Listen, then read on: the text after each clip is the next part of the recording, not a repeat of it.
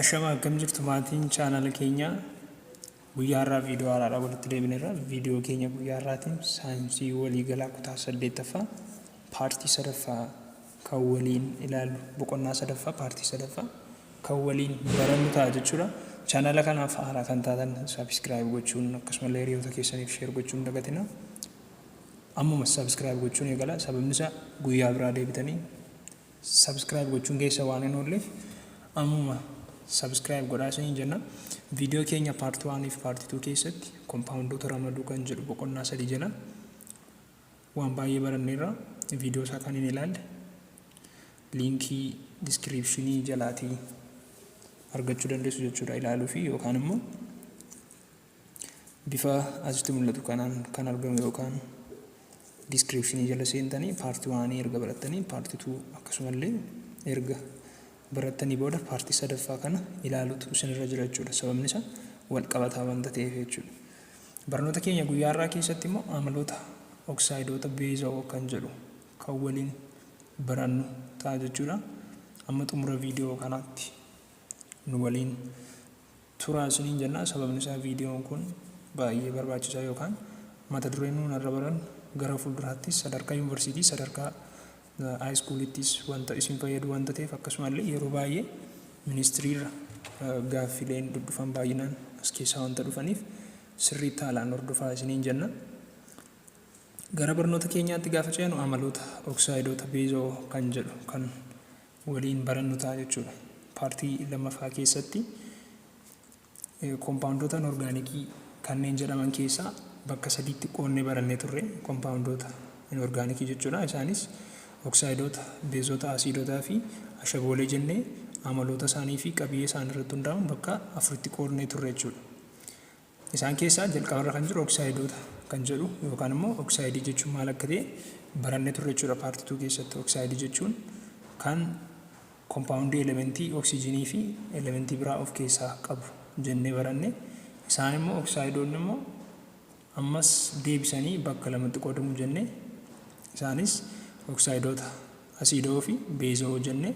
Oksaayidoota asiidoo jechuun maal jennee kanneen sibiilala ta'an yookaan elementiin sun sibiilala kan ta'e jennee baranneerra. Fakkeenyaaf saalfarii fi oksijiiniin gaafa wal nyaatu saalfar oksaayidii gaafa nuu kennu jechuudha. Akkasumallee kan biraan oksaayidoota beezoo gaafa jenne immoo oksaayidoota beezoo jechuun kanneen sibiila ta'an oksaayidoota sibiila ta'an fakkeenyaaf soodeemii fi oksijiinii wal nyaatan soodeem oksaayidii nuuf kennu jennee haala kanaan paartii 2 keessatti barannee turre jechuudha.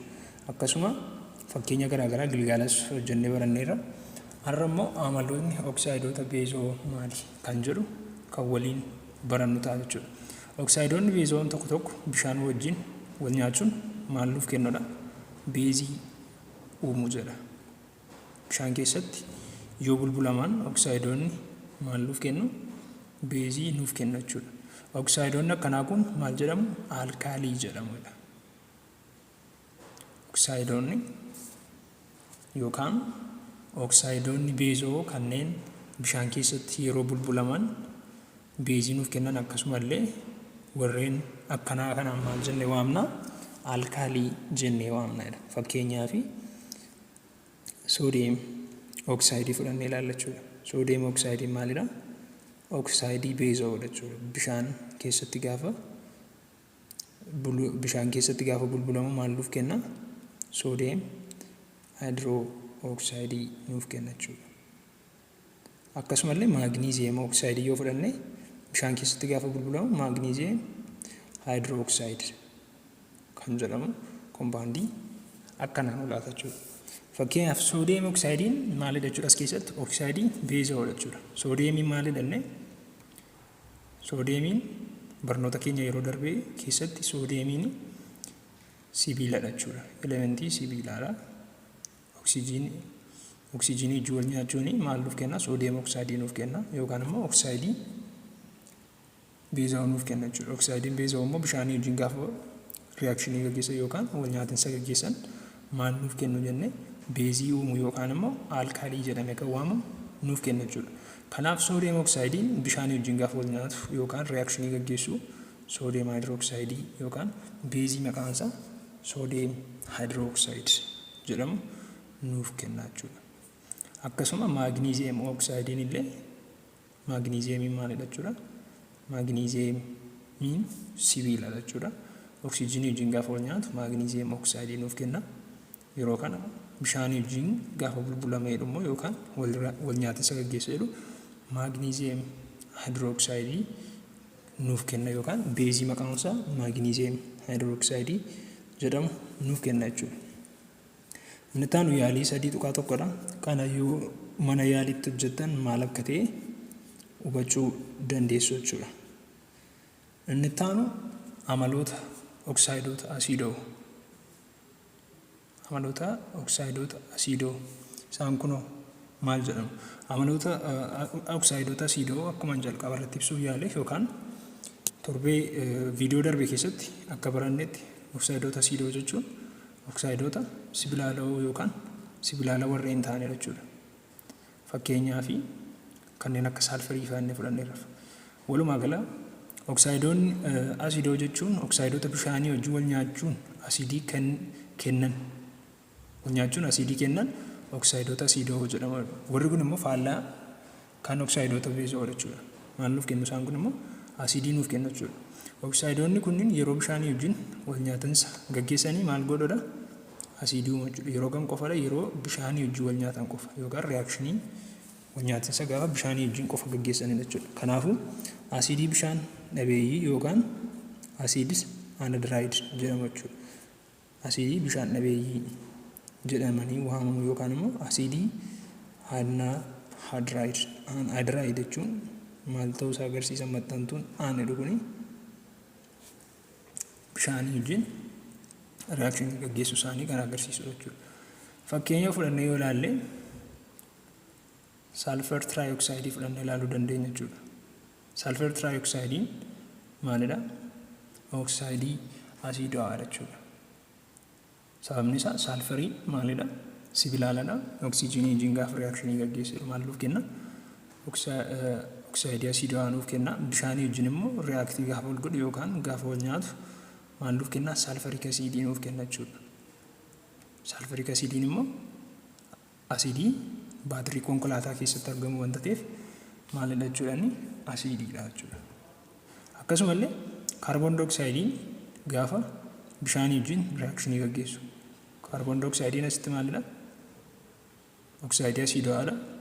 Kaarbooniin asitti maalidha? Sibilaala jechuudha. Oksijiinii wajjin gaafa riyaakshinii gaggeessu oksayidii asiidoo nuu laata. Achi booda bishaanii wajjin riyaakshinii gaafa gaggeessu maal nuuf kenna? Kaarboonik asiidii kan jedhamu kompaawundii akka kanaa nuuf laata jechuudha. Kaarboonik asiidiin immoo maalidha? Asiidiidha jechuudha. Kanaaf haala kanaan garaagarummaa isaanii adda baasuu dandeenya jechuudha. Walumaa gala amalli oksaayidoota asiidoo fi amalli oksaayidoota beezoo garaagarummaan isaanii kanadha jechuudha. Oksaayidiin asiidoo bishaan keessatti gaafa wal nyaatinsa gaggeessanii kan isaan nuuf kennan maalidha? Asiidii nuuf kennu jechuudha. Akkasumallee amalli oksaayidoota beezoo immoo bishaan keessatti gaafa wal nyaatinsa gaggeessanii kan isaan nuuf kennan beezii yookaan immoo aalkaalii jedhamee kan waamamu waan akka kanaa yookaan immoo riyaakshinii akka kanaa nuuf kennu jechuudha. Garaagarummaan isaan gidduu jiru haala salphaa ta'een kanumadha jechuudha. Mata dureen barnoota keenyaa taanu 3.3.2 asiidotaa fi beezota kan jedhu jechuudha. Warreen amma nuun gubbaatti ilaalaa illee hundi isaanii waa'een asiidii beezii maal irratti kan hundaa'edha? Kan oksayidii jedhaadha jechuudha. Amma kan nu waliin ilaallu immoo asiidii jechuun maal jedhama? Gosoota inorgaanikii kompaawundii yookaan kompaawundii inorgaanikii arfan jiran keessaa oksaayidoota kan jedhu guutummaa guututti maal akka ta'e hubanneerra jechuudha. Amma kan nuun baran isa lammaffaarra jiru fi isa sadaffaarra jiru asiidii fi beezii maal akka ta'e kan waliin barannu ta'a jechuudha. Jecha asiidii jedhu jecha laatiin asiidaas jedhu irraatii dhufeedha. Asiidii jechuun jecha jedhu kun biyya laatiin asiidaas jedhu irraatii dhufe. Asiidaas jechuunis dhangaggaa jechuudha. yeroo baay'ee gaaffiin akka kanaa qormaata irra dhufa asiidaas jechuun dhangaggaa'aa jechuudha. Kanaafuu wantoonni dhangaggaa'an asiidii qabu jechuudha. Haaluma salphaatiin hubachuu dandeenya jechuudha asirraati. Asiidii jechi jedhu jecha laatinii asiidaas jedhu irraa dhufe asiidaas jechuun immoo dhangaggaa'aa jechuudha. Kanaafiyyuu dhangaggaa'aa wanti ta'e tokko immoo maal ta'uusaa jechuudha kan inni nutti ibsu asiidii ta'uusaa nutti ibsa jechuudha. Jireenya keenya guyyaa guyyaa keessatti soorata nyaannu hedduu keessatti asiidiin ni argamadha. Sooranni akka loomii fa'aa keessatti jechuudha. Burtukaana, itittuu yookiin aannan dhangaggaa'e fa'aa fi kan kana fakkaatan keessatti asiidii maal gochuu dandeenya jechuudha? Arguu dandeenya jechuudha. Yookaan immoo warreen akka loomii, burtukaana, itittuu kana keessa asiidiin hin jiraata jechuudha. Fakkeenyaaf cuunfaa loomii fi burtukaanaa keessa asiidiin argamu sitiriik asiidii jedhamee waamama jechuudha. Yeroo baay'ee qormaata irra dhufa kuni yaadachuu qabdu jechuudha. Asiidiin cuunfaa loomii fi burtukaanaa keessatti argamu maal jedhamee waamama? Sitiriik asiidii jedhameetu waamama jechuudha. Akkasumallee asiidiin farsoo dhangaggaa'e yookaan ture keessatti argamu immoo aseetiik asiidii jedhameetu waamama jechuudha. Aseetiik asiidii jedhamee waamama. Asiidiin farsoo ture keessatti argamu aseetiik asiidii jedhamee waamama. Akkasuma asiidiin aannan ture keessatti argamu immoo laaktiik asiidii jedhameetu waamama jechuudha. Kan biraa butaariik asiidii dhadhaa samee yookaan ture keessatti kan argamu butaariik asiidii kan jedhamu immoo maal keessatti argama jechuudha? Dhadhaa ture yookaan kan samee keessatti argama jechuudha. Warreen kun akka isaan isiniin waliin dhoofneef adda baafachuu qabdu yookaan qalbeeffachuu qabdu jechuudha. Akkasumallee dhugaatii lallaafaa fi bishaan amboo keessatti asiidiin argamu immoo kaarboniik asiidii kan jedhamu jechuudha. Akkasuma gosta asiidii raacitii daabboo yookaan beeking paawudarii fi fuduraalee akka firii wayinii keessatti argamu immoo tartariik asiidii jedhameetu waamama jechuudha. Raacitii daabboo yookaan immoo isa irshoonuu jennee waamnu jechuudha. Asiidiin irshoo yookaan raacitii daabboo fa'aa keessatti akkasumallee fuduraalee kanneen akka firii wayinii fa'aa keessatti argamu kun maal jedhamee waamama? Asiidiin achi keessatti argamu tartariik asiidii jedhamee waamama jechuudha. Walumaa gala asiidii jechuun maal jechuudha? Asiidii jechuun jecha laatinii asiidaas jedhu yommuu ta'u, asiidaas jechuun immoo dhangaggaa'aa jechuudha. Kanaaf wanti dhangaggaa'aa ta'e tokko immoo maal qaba jenne? Wanti dhangaggaa'aa ta'e tokko asiidii qaba jechuudha. Akkasuma asiidiin immoo warreen akkamii fa'aa keessatti argama? Soorata nuun fayyadamnu keessaa kanneen akka loomii, asiidiin loomii keessatti argamu maal jedhamanii waamne? Sitiriik asiidii jedhamee waamamanne. Akkasuma farsoo keessatti illee argamuu danda'a. Farsoo keessatti kan argamu immoo aseetiik asiidii jedhamee waamama jenne. Aannan ture keessatti illee kan argamu laaktiik asiidii jedhama jenne. Akkasuma dhadhaa samee yookaan ture keessatti kan argamu butaariik asiidii jedhama.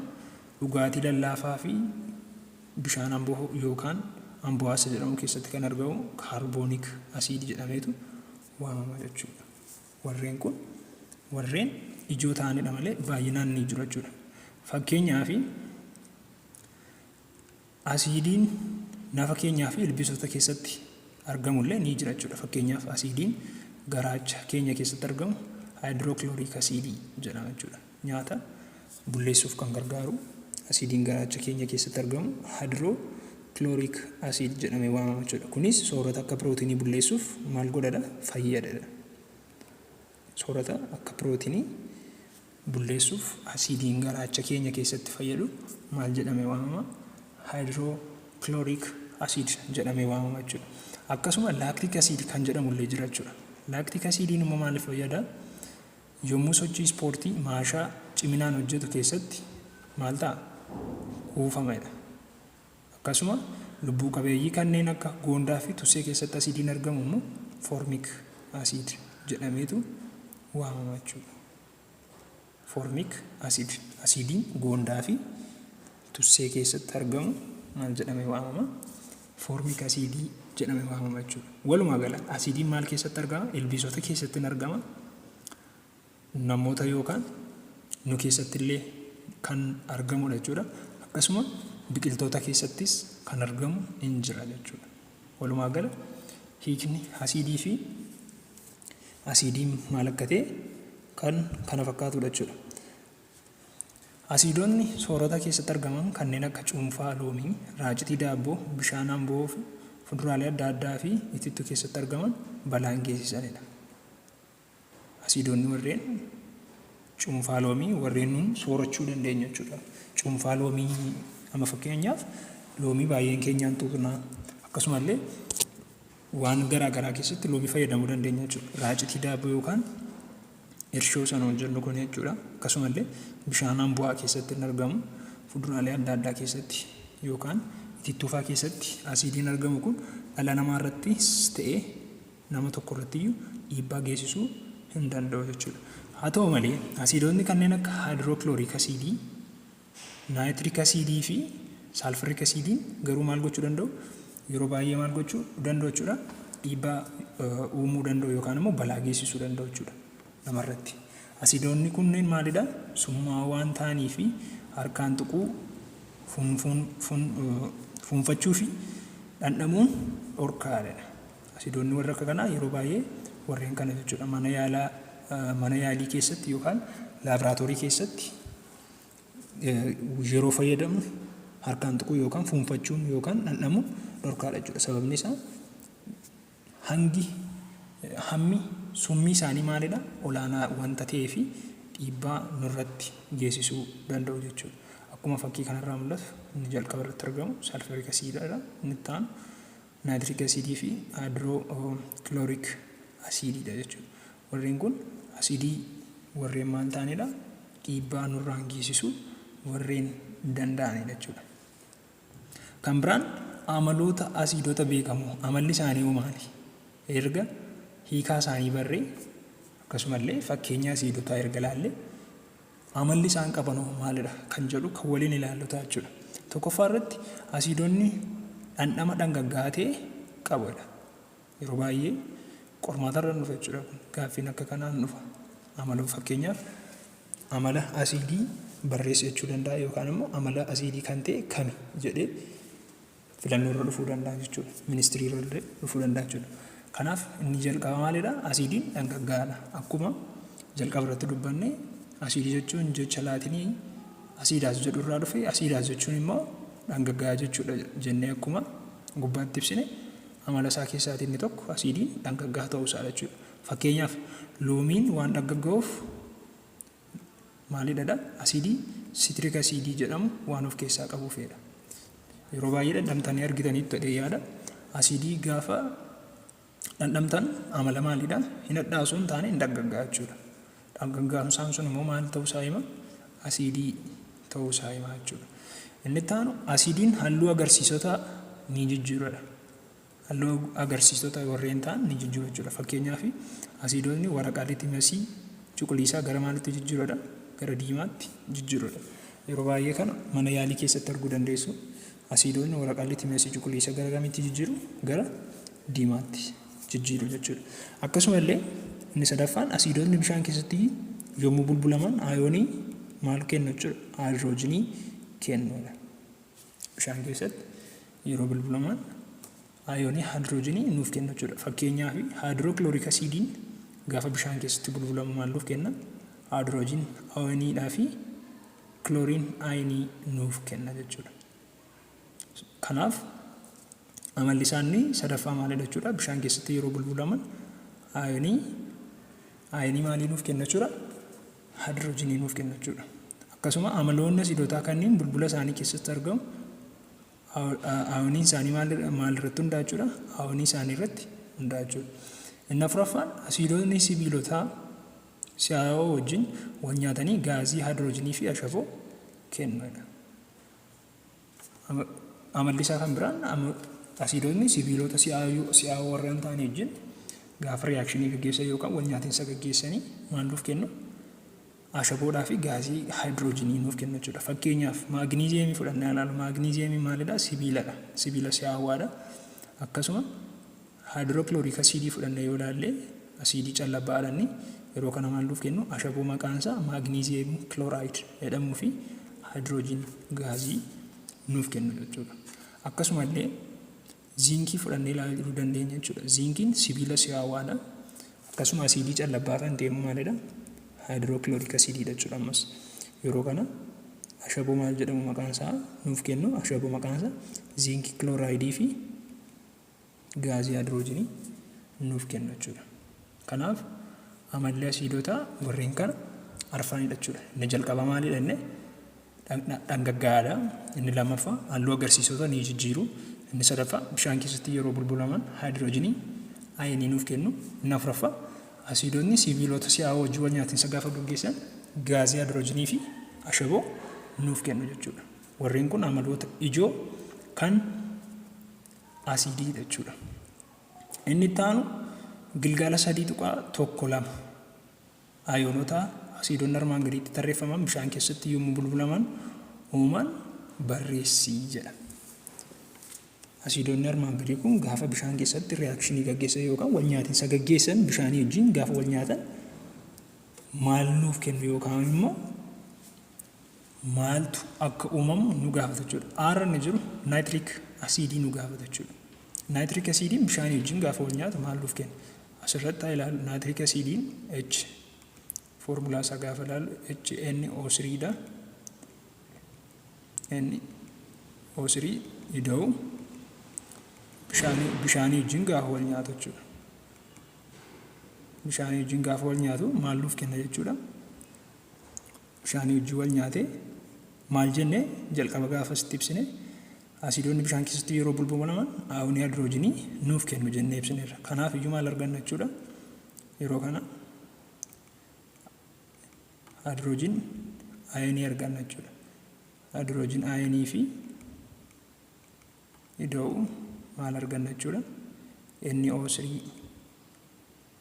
arganna jechuudha. Kan arganna jechuudha.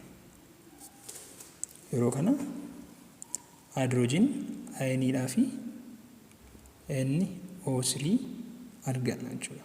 Kan jalqaba. Isa lammaffaa irratti jiru saalfariik asiidiinoo gaafa wal nyaatu.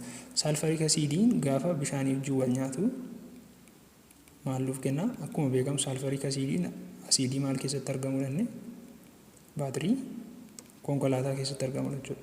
Kanaaf saalfariik asiidiin gaafa bishaanii wajjin wal nyaatu akkuma amaloota asiidii keessaati.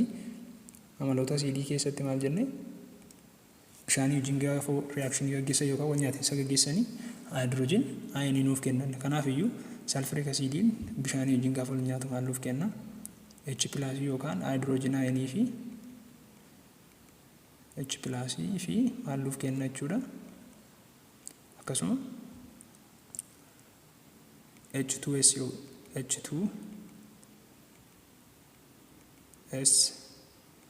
H2SO4- nuuf kenna jechuudha. Kana nuuf kenna jechuudha. Kompaawundii akka kanaa nuuf kenna jechuudha. Inni caarra jiru immoo maalidha? Peerkilooriik asiidii kan jedhamu jechuudha. Peerkilooriik asiidiin maal nuuf kenna isa jedhu. Innis akkuma kanaa maal nuuf kenna? Bishaanii wajjin asitti yoo wal nyaate bishaanii wajjin reaakshinii yoo gaggeesse maal nuuf kenna? Haayidroojin ayoniidhaa fi maal nuuf kenna jechuudha? ClO4- nuuf kenna jechuudha. Kana nuuf kenna jechuudha. Walumaa gala warreen kun bishaan keessatti gaafa bulbulaman maal akka ta'e kan nuuf kennamu yookaan maal akka nuun argannudha jechuudha. Firii nuun piroodaaktiin keenya maal akka ta'e kan agarsiisudha jechuudha. Kan hundasaa hojjechuudhaaf maal gochuu qabna jalqaba? Seera yookaan amaloota asiidii beekuu qabna jechuudha. Amaloota asiidii keessaa isa sadaffaarra jiru. Innis maalidha? Asiidiin bishaanii keessatti gaafa bulbulamu ayonii haayidroojinii nuuf kenna jechuudha. Kana fakkaata jechuudha. Fakkeenya garaa garaa fudhattanii ilaaluu dandeessu. Yoo isinii galuu dide karaa koomentii nu gaafachuu dandeessu jechuudha. Kan biraan tooppikiin itti aanu warreen kun hundi isaanii yaalii wanta ta'anii fi yoo hojjettan malee akkasumaan callisnee wanta hojjechuu dandeenyu miti jechuudha. Kanaafidha kanan irra darbaa jiru. warreen kun gaaffilee mariidha. Ofii keessan sirriitti yoo hubattaneettanii isa gubbaatti baranne hojjechuu dandeessu jechuudha. Warreen yaalii ta'an kan ammoo callisnee akkasumaan hojjechuu waan hin dandeenye yookaan kutaa olaanaatti wanta barachuu dandeessaniif mata duree masaa wanta nuun ilaalaa jirru kana sirriitti hubannaan salphaa wanta ta'eef kanaaf jedheen jechuudha. Isarra darbee mana yaalitti wanta hojjetamuu qabuuf akkatti hojjennu waan hin qabneef jechuudha. Kanaan irra darbaa jiru. Inni taanu Gilgaala 3:1-3 maal jedha? Firii wal nyaatinsa armaan gadii xumurii jedha. Firii isaanii xumurii jedha. Inni jalqabarra jiru ayireenii fi saalfarik asiidii. Ayireenii fi saalfarik asiidii gaafa wal nyaatu maal nuuf kennaa jedha. Kunis amaloota asiidii keessaa isa tokko jechuudha. Akkuma jalqaba ibsine. Kanaaf amma maal goona jechuudha? Ayireenii fi saalfarik asiidiin gaafa wal nyaatu reaakshinii firii nuun argannu maalidha? Asuma ayireniin asitii maal gooti? Reaakshinii gaafa gaggeessu eenyu wajjinidha kan isheen reaakti gootu? Salfar teetraa oksaayidii wajjinidha jechuudha. Kanaa wajjin jechuudha. Yeroo kana maal arganna? Asitti firiin keenya maal ta'a jechuudha? Ayireen SCO4 plus hydrogen gas. Hydrogen gas arganna jechuudha. Akkasumallee inni kan biraan maalidha? Hydrochloric acid callabbaatee gaafa calcium carbonate wajjin wal nyaatu jechuudha. Yeroo kana ammoo maal arganna jechuudha? Calcium carbonate wajjin gaafa wal nyaatu maal gooti kuni? Calciumiin maal wajjinidha jechuudha kan isheen reaaktii wal gootu? Chloriniidha. Achi booda maal ta'a jechuudha? Kun firiin keenya maal ta'a? Calcium chloride ida'u kan biraa maal arganna jechuudha? Weeteriin arganna jechuudha. Akkasumallee maal arganna jechuudha? Ida'u kaarboon dioksayidii arganna jechuudha. Kana sadan arganna jechuudha. Isa keessa isa kana keessaati. Akkasuma saalfarik asidii fi kaalshiyeem haayidrookaarbooneetii gaafa reaaktii wal godhan maal akka argannu nu gaafata jechuudha. Yeroo kana maal arganna? Asirratti yoo barbaadan gaaffii lammaffaa kana baarrasa jiru haala kanaan kaa'uu dandeessu. Yoo ta'uu dhabaate lama wanta nu gaafatuu fi gabaabsitaniis kaa'uu dandeessu jechuudha. Garuu caarrasa jiru kana gaafa jennu maal arganna? Caarrasa jiru kaalshiyeem saalfeetii yookaan afuridha jechuudha kun kaalshiyeem SO4 plus 2H2 bishaan lama jechuudha. 2H2 plus kan biraa maal arganna? 2 carbon dioxide kan arganna jechuudha. Haaluma salphaa ta'een kana argachuu dandeenya jechuudha. Firii wal nyaatinsaa kanarraati. Irra deebitanii gaaffii biraa ilaaluu dandeessu. Yoo isinii galuu dide karaa koomentii yookaan karaa teelegiraamii keenyaa nu gaafachuu dandeessu jechuudha.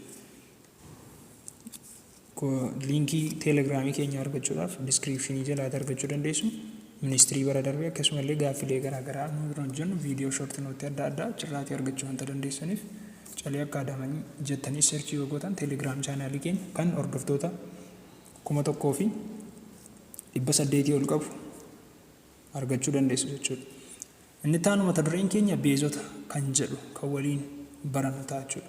Haga yoonaatti kan nuti waliin ilaalaa illee waa'ee asiidotaadha. Asiidii jechuun maal akka ta'e, amalli isaa immoo maalidha? Akkasumallee reaakshinii isaa yookaan wal nyaatinsa isaa tokko tokko ilaalaa turre jechuudha. Amma immoo kan nu waliin barannu beezii jechuun maal jechuudha? Yookaan immoo kompaawundoota inorgaanikii keessaa isa sadaffaa irratti argamu beezota yookaan beezii kan jedhu kan waliin ilaallu ta'a jechuudha. Haga yoonaatti kan nu waliin ilaalle kompaawundoota inorgaanikii keessaati oksidaayidii ilaalleerra, asiidii ilaalleerra, inni sadaffaa irratti argamu beezii kan waliin barannu ta'a jechuudha. Beezonni garee kompaawundoota asiidii wajjin wal nyaachuun asiidicha maal godhanidha? Hin baabsanidha. Akkasumallee wal nyaatiinsa baabsawaa kana keessatti ashaboo fi bishaantu uumamaa jechuudha. Ashaboo jechuun maal akka ta'e mata duree kanatti itti aanutti ni baratta jechuudha. Mata duree itti aanutti ashaboolee jechuun maal akka ta'e ni baranna. Beezonni dandeettii bulbulamuu garaagaraa qabu. Akkasumallee beezonni bishaan keessatti bulbulaman alkaalii jedhamanii waamamadha. Akkuma jalqaba ibsuuf yaalle. Fakkeenyaaf soodiyeem haayidrooksayidii, pootaasiyeem haayidrooksayidii fi kaalshiyeem haayidrooksayidii fa'aa fudhannee ilaaluu dandeenya jechuudha. Alkaaloonni yommuu bishaan keessatti bulbulaman aayonii maal jedhamu gadi lakkisu? Haayidrooksayid jedhamu gadi lakkisu jechuudha. Haayidroo jechuun maal jechuudha? Bishaan ta'uu isaa jechuudha kan inni agarsiisu. Haayidrooksayid jechuun oksijiniidha. Kanaaf haayidrooksayidii maal godhu? Lakkisu jechuudha.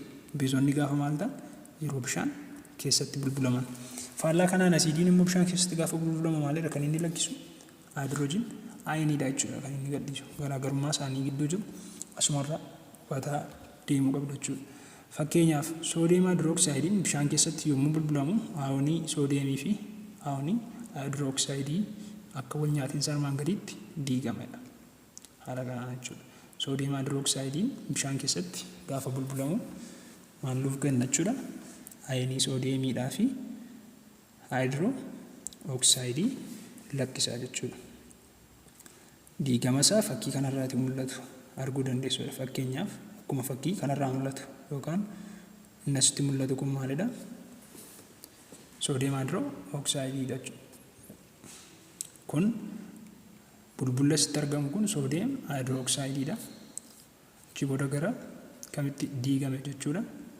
Gaafa bishaan keessatti bulbulamu soodiyeem haayidrooksaayidiin gara soodiyeemii fi haayidrooksiidiitti diigama jechuudha.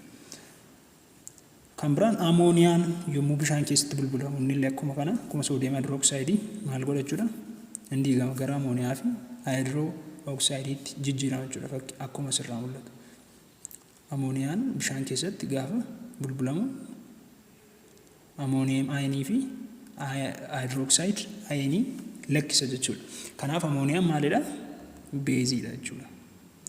Akkuma wal nyaatiinsaawwan armaan oliirraa hubannutti bulbula bishaanii soodiyeem haayidrooksayidii fi amooniyaa keessaa aayonii haayidrooksaydiitu jiredha.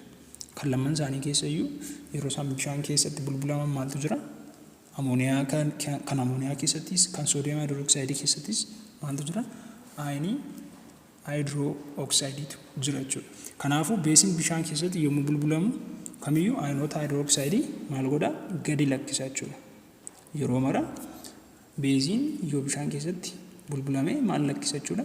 Haayidrooksiid ayinii lakkisa jechuudha. Sababni amaloota beezotaa kan akka muculuqummaa fi hadhaa'ummaa beezotaa jiraachuu ayinoota haayidrooksiidiitiidha. Sababni asiidiin muculuqu yookaan immoo hadhaa'u sababa maaliiti jechuudha? Sababa haayidrooksiidiiti jechuudha. Alkaalonni beekamoo tokko tokko laaboraatoorii keessatti fayyadan kanneen akka soodiyeem haayidrooksayidii fi pootaasiyeem haayidrooksayidii akka fakkii 3.15 armaan gadiitti agarsiifamanii jirudha. Warreen kana jechuudha. Sadarkaa yuunivarsiitii irra yeroo seentan mana yaalii keessatti yookaan laaboraatoorii keessatti yaalii tokko tokko hojjechuuf hin fayyadamtu jechuudha. Soodiyeem haayidrooksayidii bifa kanaan ni argattu. Pootaasiyeem haayidrooksayidii bifa kana fakkaata jechuudha. Warreen kun lamaan isaanii maalidha jechuudha? Beeziidha jechuudha. Yookaan beezota bebbeekamoodha jechuudha. Gilgaala 3.14 beezonni armaan gadii bishaan keessatti yommuu bulbulaman ayonootatti diigaman barreessedha. Akkuma kan jalqaba irratti jechuudha. Yeroo soodiyeem haayidrooksayidii fi pootaasiyeem haayidrooksayidii ilaalaa turre yookaan beeziin gaafa bishaan keessatti bulbulamu maal lakkisa jenne? Haayidrooksayidii ayinii gadhiisa jenne. Kanaaf as keessatti kan nu amma ilaallu maalidha? Kan potassium hydroxide jechuudha. Potassium hydroxide bishaan keessatti yeroo bulbulamu yookaan H2O wajjin gaafa reakshinii gaggeessu gara kamitti diigama jechuudha. Gara potassiumii fi potassium pilaasii fi akkasumallee maalitti diigama jechuudha? OH maayinesiitti diigama jechuudha. OH maayinesii mataa ishee irraati maayinesii qabda jechuudha. Akkasuma inni lammaffaa biirra inni jiru calcium hydroxide. Calcium hydroxide illee akkasuma maalitti diigama? Calcium 2 pilaasii fi OH maayinesiitti diigama jechuudha. OH jechuun kun maal ta'uu isaadha? Hydroxide beezii ta'uu isaa kan nutti ibsudha jechuudha. Lakkoofsa 2 qabda jechuudha asiin sababni isaa 2 sirtii wanta ta'eef. Inni caarratti argamu baariyeem oxide, baariyeem hydroxide, baariyeem hydroxide no. Innis akkuma kana baariyeem 2 plus fi maalitti jechuudha kan inni diigamu yookaan dissociate kan inni ta'u 2H minus yookaan gara hydroxide jechuudha. Kunis kan wanta qabuuf maal jechuudha? Beezii jechuudha. Inni D kunoo magnesium hydroxide yeroo diigamu bishaan keessatti gaafa bulbulamu akka garamitti diigama? Koomentii jalatti nu barreessa. Inni taanu amaloota beezota beekamoo jedha. Akkuma amala asiidii ilaalle amma immoo amala beezii kan ilaallu ta'a jechuudha.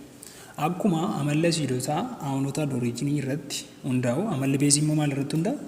Aawunota hydroxide irratti hundaa'a jechuudha.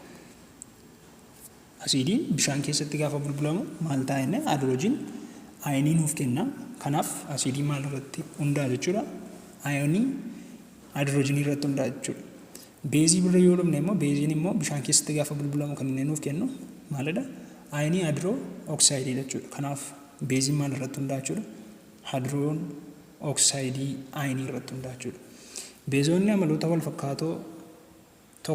fakkaatan tokko tokko qabudha. Isaan keessaa muraasni amalli isaanii tokko tokko wal fakkaataadha jechuudha.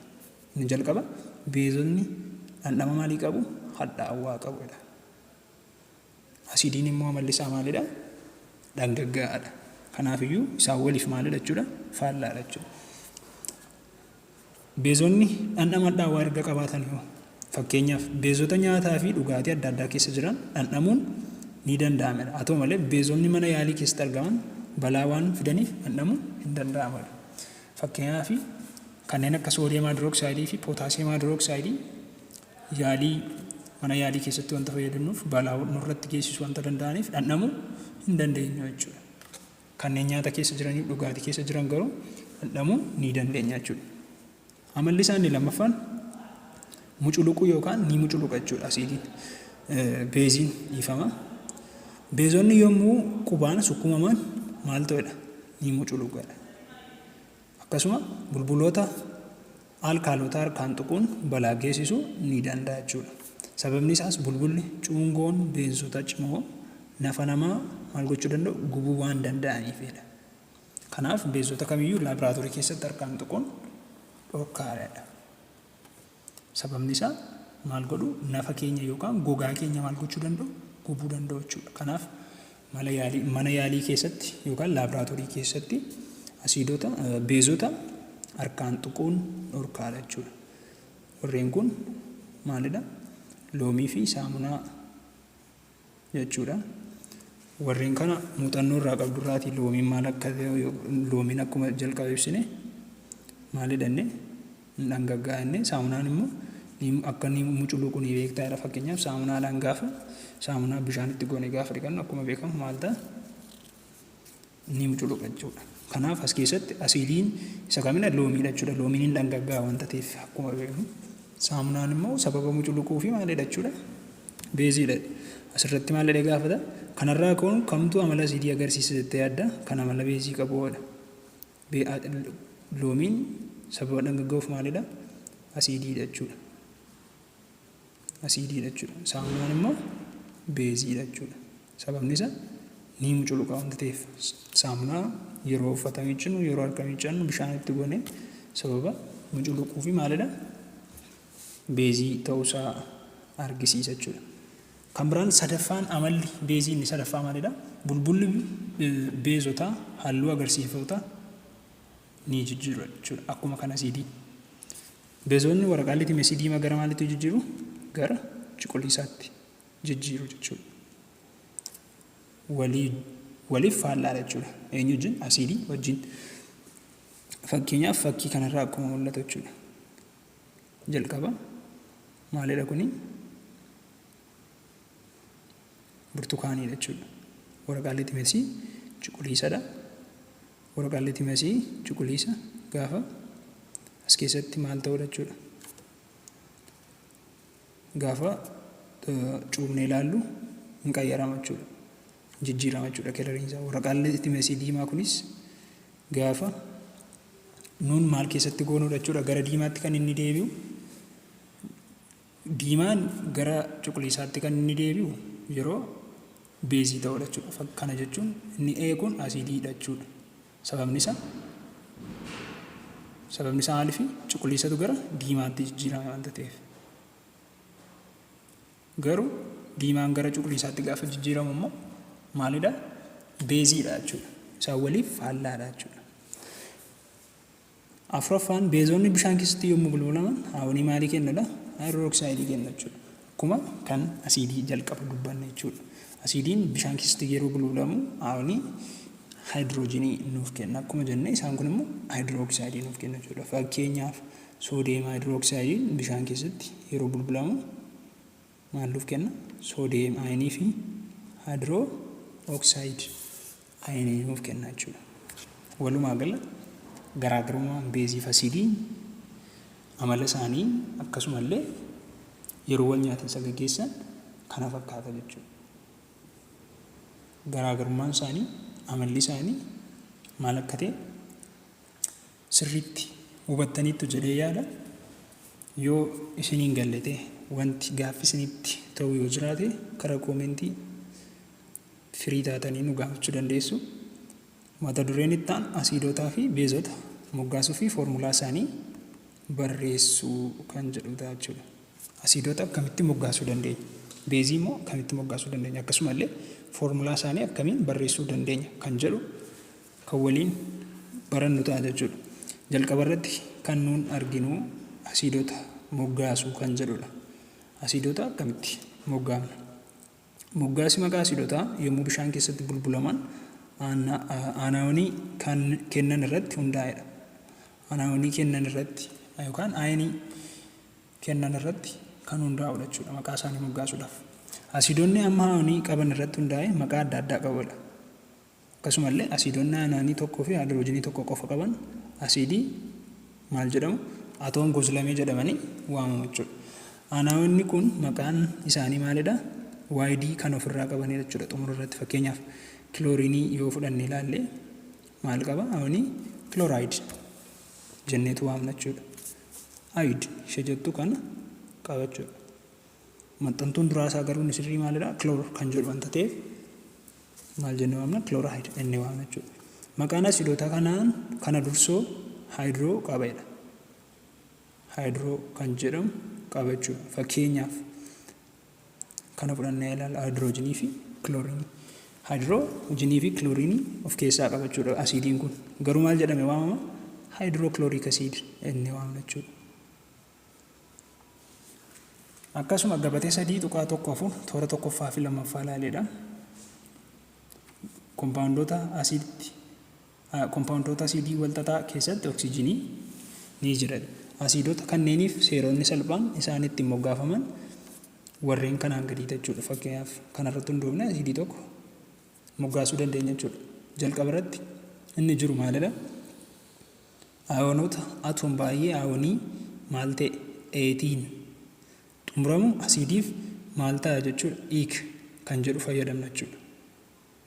Fakkeenyaaf maalidha kuni? Naayitiriik asiidiidha jechuudha fakkeenyaaf. Sababa maalidha? 8 kan jedhu kun maalidha sitti? Sababa naayitireetiidha jechuudha. NO 3 maal jedhamee waamama?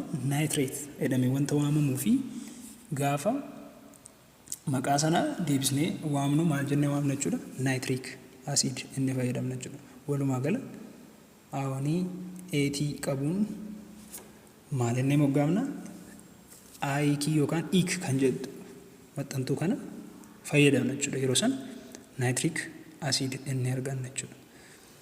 Akkasuma aawanii atoom baay'ee aawanii eetii qabu ammas irraa oksijiinii tokkoon kan hanqatu yoo ta'e, yoo oksijiiniin tokko irraa hanqata ta'e isaaf immoo maal jennee fayyadamna? As inni fayyadamna jechuudha.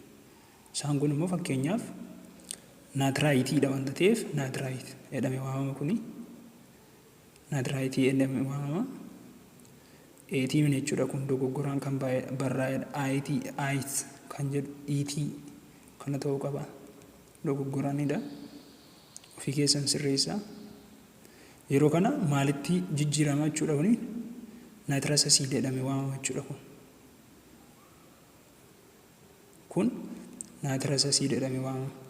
Kunoo maal jedhama? Kun naayitiraayitii wanta jedhamu jechuudha. Naayitiraayitii wanta jedhamuuf yeroo oksijiiniin tokko irraa hanqatu maal jedhamee waamama? Naayitiraas asiid jedhameetu waamama jechuudha. Akkuma gabatee kanarraa mul'atu. Fakkeenyaaf aawonii kiloorinii fudhannee ilaallu. Maqaan aawunichaa maal jedhama? Aawonii kilooraayid jedhama.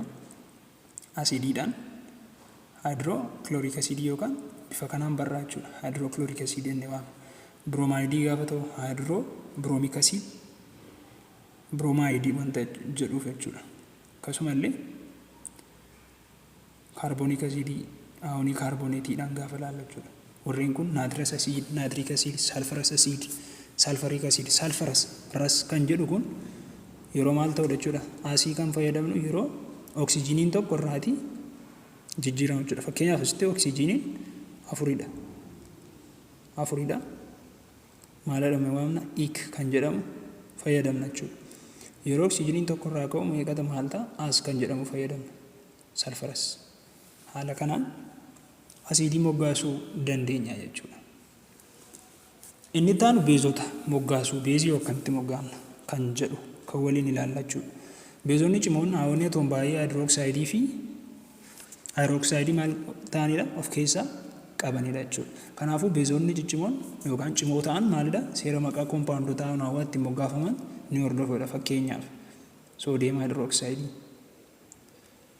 daarektiima kan barraa'udha jechuudha. Akka kan asiidii wanta nucannaquu hin qabu jechuudha. Fakkeenyaaf asiidii keessatti oksijiiniin tokko yoo irraa ka'e ni jijjiirama jechuudha. Yoo itti dabalames ni jijjiirama jechuudha. Beezii keessatti garuu soodiyemii fi haayidrooksayidii yoo wal nyaatee jiraate yookaan immoo soodiyemii fi bishaan yoo wal nyaatee jiraate kan nuun arginu soodiyem haayidrooksayidii yeroo sana maal ta'a? Soodiyem haayidrooksayidii daarektiima barraa jechuudha. Kanaaf akkasumallee pootaasiyem haayidrooksayidii fa'aa fudhannee ilaaluu dandeenya. Kaalshiyem haayidrooksayidii warreen kun hundi isaanii haala kanaan barreessuu dandeenya yookaan bifa salphaa ta'een barreessuu dandeenya jechuudha. Gilgaala 3.1 maqaa asiidotaa fi beezota armaan gadii barreesseera. Erga asiidii beezii adda baafneeti amma maal goona jechuudha? Kamtu asiidii akka ta'e, kamtu beezii akka ta'e adda baafnee barreessinaa jechuudha. Kanaaf R kan jiru HF. HF jechuun maal jechuudha? Hydrofluoric acid jechuudha. Hydrofluoric acid. Akkuma maqaa isaa irraa mul'atu yookaan immoo haaluma kanaan gaafa ilaallu OH hin jiru yookaan haayidrooksayidii hin qabu jechuudha kun. Haayidrooksayidii wanta hin qabneef maalidha? Asiidiidha jechuudha yookaan asiidotadha jechuudha. Kanaaf eerra inni jiru haayidrofluoric acidiin maalidha? Asiidiidha jechuudha. Asiidii isa ta'e qubee A barreesseen bira darba jechuudha. Akkasii galuuf A yoo ta'e asiidii jechuu godha, B yoo ta'e immoo beezii jechuu godha jechuudha. Inni lammaffaa irra jiru B irra inni jiru kaalshiyem haayidrooksayid. Kaalshiyem haayidrooksayid yookaan laayim jedhamee isa waamamu jechuudha. Akkuma argitan asirraatii maal qaba? OH yookaan haayidrooksayidii qaba jechuudha. Haayidrooksayidii kan qabu immoo maalidha inni bira dabarre? Beeziidha yookaan beezonni bishaan keessatti gaafa bulbulaman maal nuuf kennu? Haayidrooksayid ayinii nuuf kennu. Kanaaf iyyuu kaalshiyem haayidrooksayidii maalidha jechuudha? Beeziidha jechuudha. haala kanaan ibsinee darbina jechuudha. Inni caarra jiru maagniiziyeem haayidrooksayid. Maagniiziyeem haayidrooksaydiin innillee akkuma kana beeziidha jechuudha. Beeziidha jechuudha. Akkuma inni mul'atu OH yookaan haayidrooksayidii wanta of keessaa qabu jechuudha. D irra inni jiru maalidha immoo? D irra inni jiru foosfariik asiid isa jedhamu jechuudha. Foosfariik asiidii akkuma argamu OH hin qabu garuu kun amma bishaan keessatti utuu diigameeti maal nuuf kenna? Haayidroojiin aayinii nuuf kenna jechuudha. Kanaaf iyyuu maalidha? Asiidiidha jechuudha. Asiidiidha jechuudha. Kanaaf Eedha jechuudha. E barraa jechuudha. Inni E irra jiru yookaan E irra jiru kunoo asiidii moo beeziidha? Yoo isinii galeera ta'e karaa koomentii nu barreessuu hin dagatinaa jechuudha. Amooniyeem haayidrooksayidii beeziidha moo asiidiidha? Kan jedhu karaa koomentii nuuf kaa'aa isiniin jedha. Kan biraan mata duree biraan agarsiiftoota asiidii akkasumallee kan beezii fi iskeelii pH kan jedhu kan waliin ilaallu ta'a jechuudha. Agarsiiftoota asiidii yookaan beezii jechuun maal jechuudha? Agarsiiftoonni wantoota bulbuloota asiidoo yookiin beezawoo keessatti halluun isaanii jijjiiramuudha. Agarsiiftoota jechuun kanneen maal ta'an bulbuloota asiidoo yookaan beezii keessatti halluun isaanii kan jijjiiraman jechuudha. Jijjiirama halluu agarsiisotaa irratti fidaniin beezonni fi asiidonni adda ba'uun beekamuu danda'u jechuudha. Jijjiirama isaan halluu isaanii irratti fidaniin kun asiidiidha, kun beeziidha jennee adda baasuu dandeenya jechuudha. Fakkeenyaaf akkuma gabatee kanarraa mul'atu. Fakkeenyaaf liitimasii diimaan tokko halluun isaa jalqaba diimaa yoo ta'e asiidii keessatti bulbula asiidii keessatti yoo bulbulle maaliin godhachuudha? Jijjiirama qabu yookaan liitimasii diimaan asiidii keessattis maaluma ta'a? Diimaa mataa jechuudha. Haa ta'u malee beezii yookaan jijjiirama halluu bulbula beezii keessatti immoo gara maalitti jijjiirama? Gara cuquliisaatti jijjiirama jechuudha. Gara cuquliisaatti jijjiirama. Liitimasii cuquliisi immoo halluun isaa jalqabaa cuquliisa yoo ta'e asiidii yookaan bulbula halluu asiidii qabu keessatti yoo bulbulame maal nuuf kenna? Diimaa nuuf kenna jechuudha. Halluun isaa sun cuquliisa irraatii gara diimaatti jijjiirama jechuudha. Liitimasiin cuquliisa irraatii gara diimaatti jijjiirama jechuudha. Isa keessatti asiidii keessatti. Haa ta'u malee beezii keessatti immoo maaliin ta'u jechuudha? Hin jijjiiramu. Kana jechuun liitimasiin cuquliisi beezii keessatti bulbula beezii keessatti maal ta'a? Cuquliisuma ta'etu hafa jechuudha. Akkasuma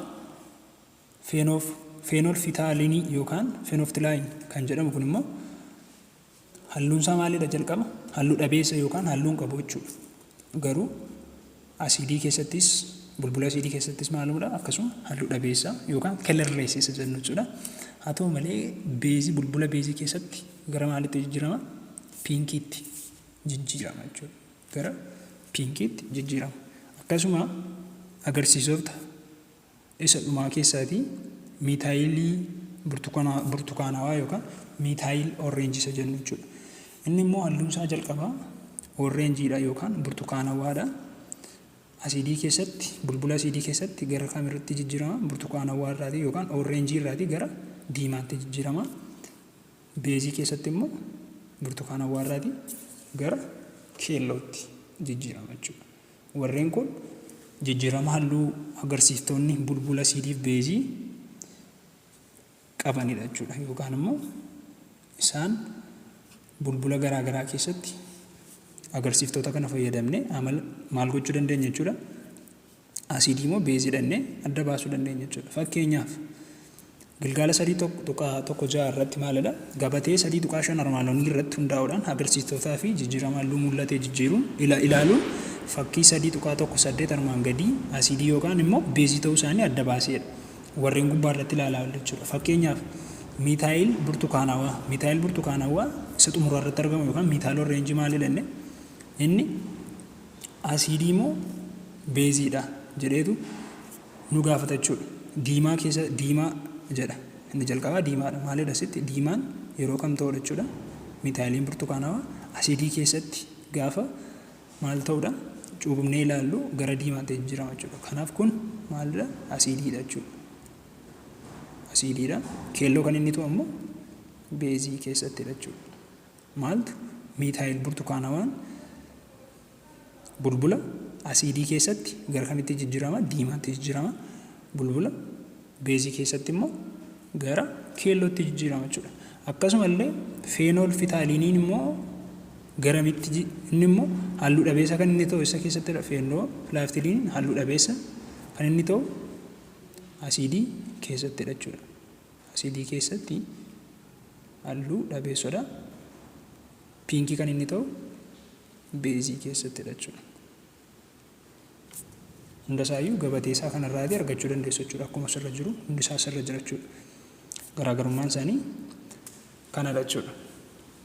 Mata dureen inni isaanu amaloota asiidotaa fi beezotaa qorachuu jedha. Amalli asiidii maali? Amalli beezii immoo maali kan jedhu kan waliin ilaallu ta'a jechuudha. Malli salphaan asiidota beezota irraa addaan baasuu gargaaru maalidha? Agarsiiftoota asiidii fi beezii fayyadamuudha jechuudha. Warra ammanuun ilaallee kana jechuudha. Waraqaa litmeesii cuquliisa gara keellootti gara diimaatti jijjiiramu warreen gabatee kanarratti ilaalle kanaan haala salphaateen wanti tokko asiidii beezii dhannee adda baasuu dandeenya jechuudha. Agarsiistonni asiidii beezii bulbuloota asiidii fi beezii keessatti halluu garaa garaa ta'e maal godhu agarsiisuu danda'u jedha jechuudha. Kana mana yaalii keessatti yookaan yoo manni yaalii jiraate hojjechuu dandeessu jechuudha. Mana yaalii keessatti taatee asiidotaa fi beezotaa kan jedhu kan hojjettanii maal akka ta'e adda baasuu dandeessu jechuudha. Kan biraan agarsiiftoota naannootti argaman fayyadamuun qorachuu jedha. Naannoo keenyatti wanta argamu kan yaaluus hin dandeessan jechuudha. Fakkeenyaaf naannoo keenyatti kanneen akka hundee, baala, daraaraa biqiltootaa fi kan kana fakkaatan qopheessuun ni danda'ama jechuudha. Fakkeenyaaf raafuu diimaadha. Amaaqixa yookaan siddisa, hundee diimaa, dinnicha, baala shayii fi kanneen kana fakkaatan irraatii agarsiiftoota adda addaa hojjechuu dandeenya jechuudha. Raafuun diimaa irraatii agarsiistuu hojjechuuf jalqaba raafuu diimaa affeeluun cuunfuudha. Kan hojjechuu dandeessu jechuudha. Mana yaalii yoo hin jiraanne mana barumsaa keessan warreen kana manatti hojjechuu hin dandeessu jechuudha. Warreen irra darbaa jiru kun hundi isaanii akka jiranitti mana yaaliitti hojjetamu wanta danda'aniif akkasiin wanta ibsuu hin dandeenyeef wanta ta'eef irra darbaa jira jechuudha. Kan biraan of eeggannoo yommuu asiidotaaf beezotaa hojjetan godhamuu qabudha. Of eeggannoo nuun gochuu dandeenyu maalidha kan jedhudha. Asiidotaa fi beezonni akkuma faayidaa qaban of eeggannoodhaan yoo hin fayyadamne illee maal godhu jechuudha. Miidhaa nurraan geessisuu danda'u jechuudha. Sababni isaas asiidonni fi beezonni cimoon amala gubiinsaa wanta qabaniif jechuudha. Gogaa keenya gubuu danda'u. Kanaaf of eeggannoo cimaa gochuu qabna jechuudha. Asiidonni fi beezonni cimoon qaama namaa, huccuu, meeshaalee adda addaa fi wantoota biroo irratti yoo faca'an ni guboodha. Fakkeenyaaf warreen akka asiidii keessaa warreen akka saalfariik asiidii fi naayitiriik asiidii fa'aa fudhannee ilaaluu dandeenya jechuudha. Baay'ee haay tooksiikii warra qaba yookaan immoo balaa guddaa kan geessisuu danda'an jechuudha. Kanaafiyyuu asiidotaa beezota of eeggannoo cimaan fayyadamuu qabna jechuudha. Mana yaalii keessattis ta'e eessattiyyuu of eeggannoo cimaadhaan hojjechuu qabna jechuudha. Mata dureen keenya inni xumuraa kan guyyaarraa maalidha? Iskeelii pH kan jedhu jechuudha. Asiidiin tokko maal akka inni ta'e kan ittiin baruudhaaf nu gargaaru maalidha? pH isaa yoo beeknedha jechuudha. pH'n safara asiidummaa fi beezummaa maaliiti? Bulbulootaati. Jechi pH jedhu jecha biyya Jarman maal jedhudha? Hiikni isaa cimina asiidii jedhurraa kan dhufedha. Iskeeliin pH meeqa jechuudha? Tokkooti aga 14 gidduu jechuudha. pH wanti tokko asiidii moo beeziidha moo hin baabsawaadha inni adda baasuuf pH fayyadamneetudha kan safarru jechuudha. Kana keessatti pH'n tokko aga 14 gidduu jechuudha. Akkuma fakkii kanarraa mul'atu tokko kaasee amma 7tti kan jiru maalidha? Asiidiidha jechuudha. Asiidii jechuudha. 7 yoo ta'e iskeelii wanta tokko 7 yoo ta'e maalidha? Hin baabsaawaa jechuudha. Hin baabsaawaa jechuun maal jechuudha? Kan asiidiis hin taane beezis hin taane jechuudha. Fakkeenyaaf bishaan fa'aa yoo fudhanne ilaalla. pH'n bishaanii amma 7 jechuudha. Kanaaf bishaan asiidis mini beezis mini jechuudha. Akkasuma 7 irraa kaasee kan jiru amma 14tti kan jiru immoo maalidha? Beezii yookaan alkaayilii kan jedhamudha jechuudha. Kanaaf jechi pH jedhu jecha biyya Jarman hiikni isaa cimina asiidii jedhu irraa dhufe pH'n immoo yookaan iskeeliin pH immoo 1 haga 14dha. Tokko kaasee iskeelii tokko kaasee haga 7 gidduu kan jiru maal jedhame waamama? Asiidii yookaan bulbula asiidii jedhame waamama. 7 yoo ta'e imbaabsawaadha. 8 kaasee haga 14 yoo ta'e beezii jedhama jechuudha. Akkuma sirraatii ibsama jechuudha. Iskeelii pH irratti bulbuloonni fakkeenyaaf pH'n isaanii 7 gadi kan ta'e 5 tokko haga 7 gidduu warreen ta'an maalidha? Asiidawoodha jechuudha. Yoo 7 ta'e imbaabsawoodha jechuudha. Akkasuma illee 7 yoo ta'e immoo beezii yookaan beezotadha jechuudha. Akkuma pH'n hir'atuun asiidummaan ni dabala. Sababni isaas akkuma baay'ina iyoonotaa haayidroojinii dabaluun pH'n waan hir'atuufidha. Akkuma asirraa ibsuuf yaalame maalidha? Gaafa pH'n asiidii tokko hir'ataa deemu baay'ina iyoonotaa immoo maal ta'a deema? Dabalaa deemadha. Baay'ina iyoonii isaa dabalaa deemadha. Yeroo kana pH'n immoo maal ta'a? Yeroo pH'n asiidummaa sanaa immoo maal ta'a? Ni hir'ata jechuudha. Gama biraatiin akkuma pH'n dabaluun beezummaan immoo maal ta'a? Ni dabala jechuudha. Isaan waliif faallaadha jechuudha. pH'n bulbula tokko pH meetirii yookiin waraqaa pH yookaan agarsiistoo maalidha?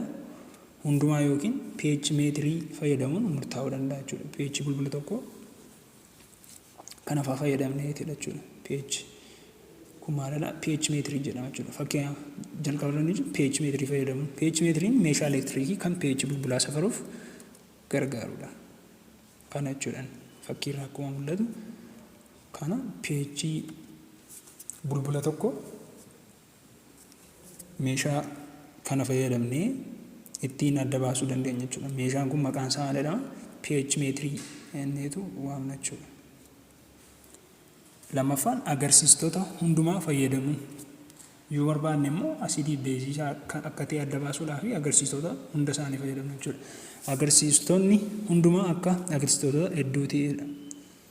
Maqaan kun gulantaa yookaan lakkoofsa pH adda addaa irratti halluu garaa garaa akka mul'istutti kan qophaa'edha. Fakkii 3.2 fakkeenyaaf kana jechuudha. Asiidaa yoo ta'e diimaan jira, ooreenjiin jira, warreen kana jechuudha. Imbaabsawaa kan inni ta'u yeroo maal ta'udha? Magariisa ta'udha jechuudha. Alkaayilaayinii kana jechuudha. Bifa sana kana agarsiisota kana irratti hundoofne kun asiidiidha, kun beeziidha adda baasuu dandeenya jechuudha.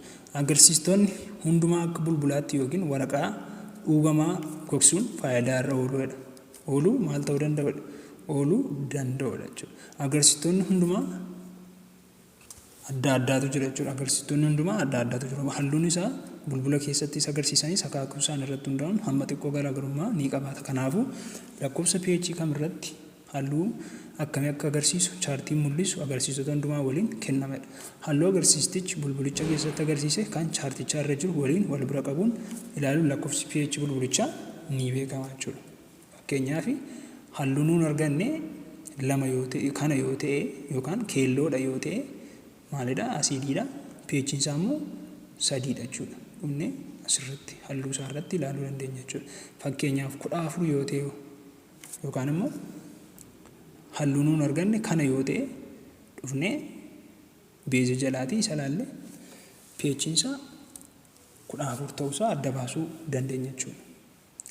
Kanaaf bifa haala salphaa ta'e kanaan illee agarsiiftoota fayyadamne beeziif asiidii maal gochuu dandeenya? Adda baasuu dandeenya jechuudha.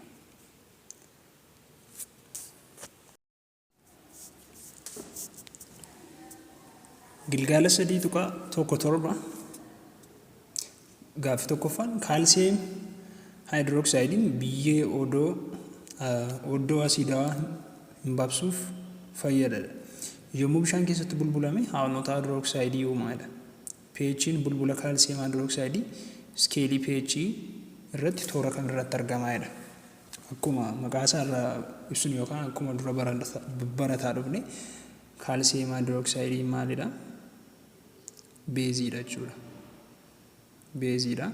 Kanaaf kaalsiyeem haayidrooksaydiin iskeelii pH irraatii toora kan irratti argama isa jedhuuf toora kan pH kan beezotaa irratti argama jechuudha. Warreen kam torbarraa kaasanii warra haga 14 jiran keessaa jechuudha. Isaan irratti kan argamu jechuudha salphaamatti. Gaaffii lammaffaan immoo barataan tokko gatii pH bulbuloota 5 qoratee akka gabatee armaan gadiitti gabaaseera jechuudha. Bulbula V'dhaa fi gatii pH 4 argate kan W 8.9 kan X 1 fi kan Y 7 akkasumallee kan Z 13 argate jechuudha. R ni jiru maal nu gaafata? Bulbuloonni asiidii isaan kamidha? Asiidii kan ta'an bulbuloota jiran kana keessaa isaan kamidha? Asiidii jechuun maal jedhannee bulbulli isaa tokko kaasee yookaan haga 7tti yookaan 7 gadi kanneen jiranidha jechuudha. pH isaanii 7 gadi warreen ta'an maalidha?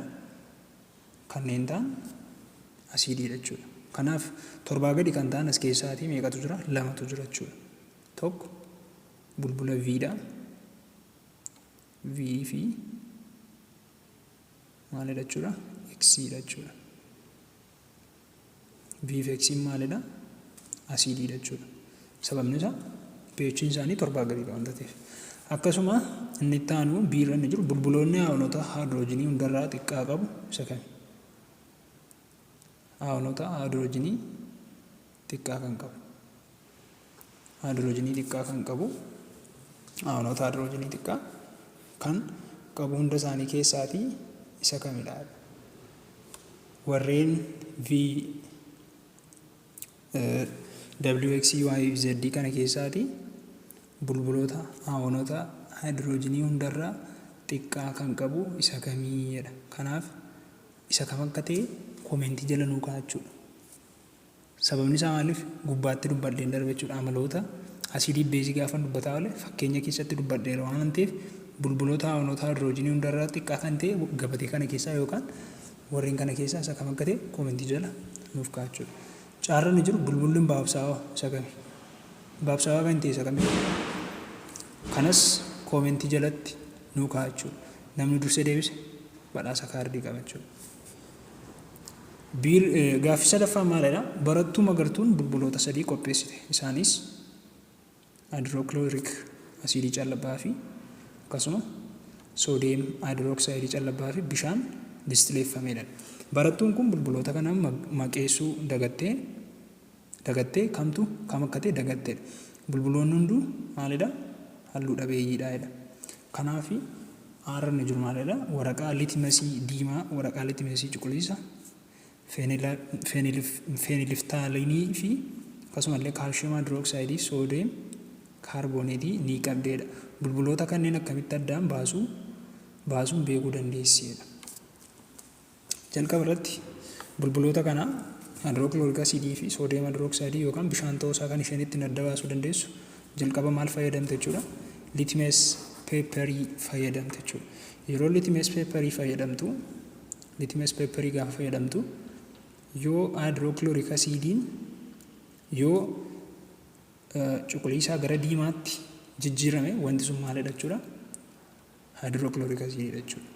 Litmeesii fayyadamte yoo maal ta'e cuquliisaatii gara diimaatti yoo jijjiirame maal ta'a jechuudha? Haayidrookloorik asiidii ta'a jechuudha. Yoo immoo akkasuma diimaa irraatii immoo gara cuquliisaatti jijjiirame immoo beezii wanta ta'uu fi inni immoo maalidha? Soodiyeem haayidrooksayidii jechuudha. Fakkeenyaaf wanti sun yoo diimaa irraa gara cuquliisaatti jijjiirame maal ta'uu isaa argisiisa jechuudha? Soodiyeem haayidrooksayidii ta'a jechuudha. Yookaan yoo isheen maal fayyadamte jechuudha? Litmeesii cuquliisa yoo waraqaa litmeesii diimaa fayyadamte yoo maal argatte jechuudha? Fakkeenyaaf cuquliisa yoo argatte wanti sun beeziidha jechuudha. Innis maal ta'uu danda'a? Soodiyeem haayidrooksayidii ta'uu danda'a jechuudha. Akkasumallee yoommoo wanti sun jijjiiramuudhaa baate waraqaa liitimeesii fayyadamtee yoo jijjiiramuudhaa baate wanti sun bishaanidha jechuudha. Bishaan ta'uu isaa jechuudha kan inni agarsiisu. Akkasuma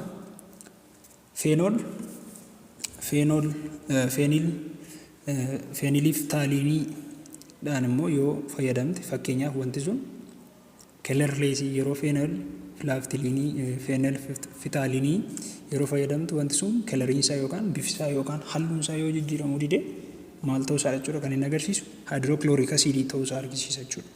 Yoommoo wanti sun gara piinkiitti jijjiiramee maal ta'uu isaa agarsiisa soodiyam haayidrooksayidii ta'uu isaa agarsiisa jechuudha. Akkasumallee immoo yoo weeterii ta'e immoo maal ta'a kelerleesii ta'a jechuudha akkuma maali haayidrookilooriik asiidii jechuudha. Akkasuma bifa biraadhaan amma immoo maal fayyadamte ilaaluu dandeessa jechuudha. Kaalshiyam haayidrooksayidii fayyadamte hojjechuu dandeessa jechuudha. Kaalshiyam haayidrooksaydiidhaan gaafa ilaaltu fakkeenyaaf yoo kaalshiyam haayidrooksayidii gaafa fayyadamtu reaakshiniin gaggeeffame yookaan wal nyaatinsi gaggeeffame wanti sun wal nyaatinsi sun ashaboodhaaf bishaan nuuf kenna yoo ta'e wanti sun haayidrookilooriik asiidii ta'uu isaa jechuudha kan inni nutti agarsiisu. Yoommoo reakshinii gaggeessuu dide yookaan wal nyaatinsi gaggeeffamu yoo dide maal ta'a jechuudha soodiyam haayidrooksayidii fi bishaan ta'uu isaa jechuudha kan isheen ittiin adda baasuu dandeessu jechuudha. Akkasuma inni xumuraa kan isheen ittiin ilaaltee adda baasuu dandeessu soodiyam kaarbooneetii jechuudha. Soodiyam kaarbooneetii gaafa fayyadamtu maal ta'a jechuudha yeroo sana gaazii yookaan kaarboon daayoksayidii gaaziin ba'ee jennaan haayidrookilooriik asiidii ta'uu isaa jechuudha. Wanti sun bulbulli sun haayidrookilooriik asiidii ta'uu isaa adda baasuu dandeessa jechuudha. Garuu reaakshiniin hin gaggeeffamu taanaan ammas yookaan wal nyaatinsi hin jiru taanaan wanti sun maalidha soodiyam haayidrooksayidii yookaan bishaanidha jechuudha.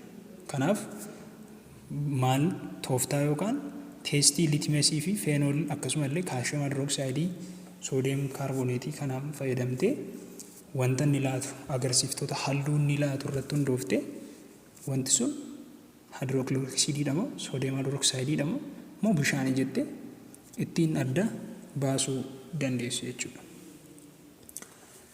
Gaaffii inni biirra jiru waraqaa agarsiistoota hundumaa yookiin pH meetirii fayyadamuun pH bulbuloota kanneenii 1, 12 fi 7 ta'uu yoo beekte erga halluu isaaniidhaan adda baaste boodammoo ammoo yoommoo pH isaanii barte bulbulli soodiyam haayidrooksayidii pH meeqa kan qabudha. Warreen kana sadan keessa bulbulli soodiyam haayidrooksayidii pH meeqa kan qabudha. Beeziin akka gubbaatti ibsine beeziin meeqa dhanne 7 kaasee haga 14 dhanne. Kanaaf soodiyam haayidrooksaydiin immoo maalidha? Beeziidha jechuudha. Kanaaf lakkoofsi 7 haga 14 gidduu jiru meeqadha? 12 jechuudha. Kanaaf deebiinsa 12 ta'a jechuudha. Akkasumallee inni taanu maalidha? Bulbulli haayidrookilooriik asiidiidha. Haayidrookilooriik asiidii immoo asiidiidha. Asiidii jechuun immoo pH isaa 7 gadi jechuudha. Kana jechuun 1-7 gidduu warreen jiran jechuudha. Kanaaf 1-7 gidduu kan jiru meeqadha? 1 jira jechuudhas. Kanaaf kana ta'a jechuudha. Inni xumuraa maalidha? Bishaan distileeffame yoo isa pH meeqa qabudha jedha. Bishaan immoo maalidha inni jalqaba akkuma ibsine hin baabsawaadha. Asiidiis miti, beeziis miti. Kanaaf 7 isa qabudha jechuudha. Kanaaf 7 ta'a jechuudha. Haala kanaan adda baasuu dandeenya jechuudha. Walumaa gala asiidii jechuuf fi beezii jechuun maal akka ta'e viidiyoo kana keessatti sirriitti hubattaniittu jedhee yaada. Yoo isinitti tole laayik akkasumallee hiriyoota keessaniif sheer gochuu hin dagatina. Gaaffilee bara darbee argachuuf ammas irra deebi'een jedha. Liinkii diskiriipshinii jala jiru seentanii teelegiraamii keenya jooyin gootanii yookaan immoo Caalii Akkaadaamettanii yoo teelegiraamii irratti seerchi gootan kan hordoftoota 1800 ol qabu teelegiraam chaanaalii keenya jooyin yoo gootan achirraatii gaaffilee ministirii bara darbee akkasumallee moodeela isin gargaaru akkasumas shoortii nootii garaagaraa argachuu dandeessu. Kanaaf ammuma join gochuun dagatina. Viidiyoon keenya guyyaarraa yookaan barnoonni keenya guyyaarraa kana fakkaata ture. Viidiyoo haaraadhaan amma walitti deebinutti nagaan nuuf tura.